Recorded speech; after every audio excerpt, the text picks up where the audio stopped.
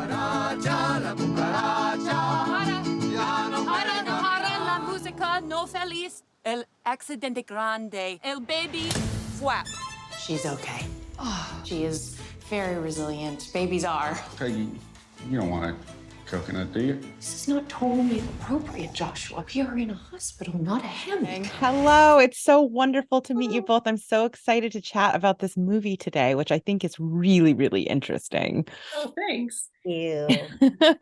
So my first question for you, Aparna, is your character is someone who is very fundamentally, like on a core level, changed by the experience of motherhood, which is part of the larger themes of this film, right? You know, changes in identity that we have over the course of our lives. And I'm wondering if you could speak to that a little bit. Yeah, I mean, I think that's what honestly first drew me to the character, is just like the thought of like, how can a person fundamentally change in such a 180 way?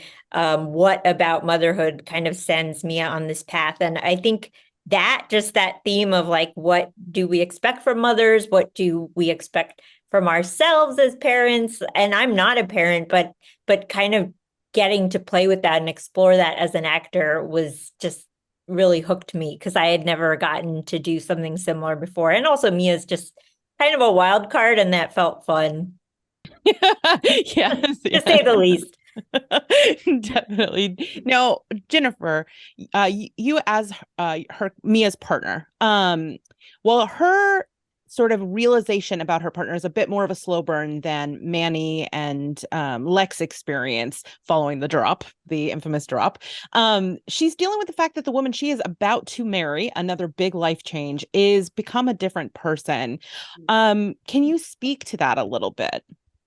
Yeah, I think it definitely makes Peggy feel nervous and unsettled. She, and I think even beyond how it affects their relationship, Peggy loves Mia. She doesn't want her to feel this anxiousness or this need to kind of like viscerally protect her through, guns and violence. I think it's really, I think Peggy feels very comfortable and confident as a mother, and maybe that's her background as an OBGYN. She has a lot of experience with babies.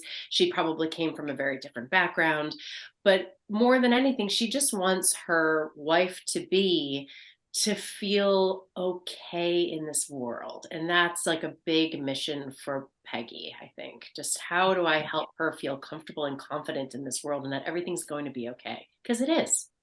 Yeah. I mean, one of the things I love about this is even though it's kind of talking about complicated relationships, and it is funny and there are some dark humor to it, I don't think it's especially cynical about love and human connection. And that's what lifts it for me very much so. And I think Aparna, despite sort of the foundation shaking changes that are happening in the relationship, your two story ends especially sweetly to me.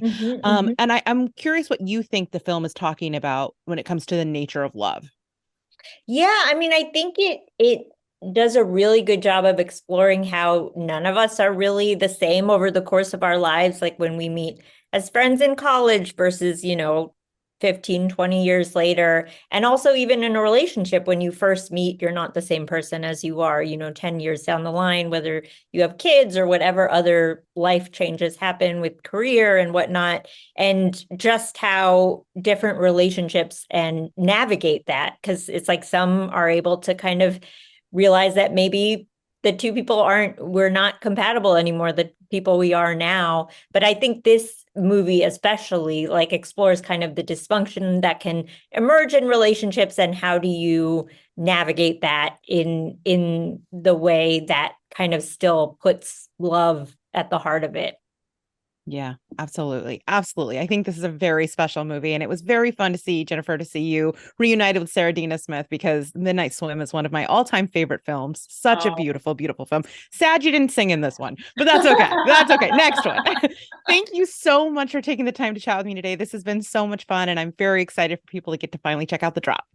Thanks so much, Rachel.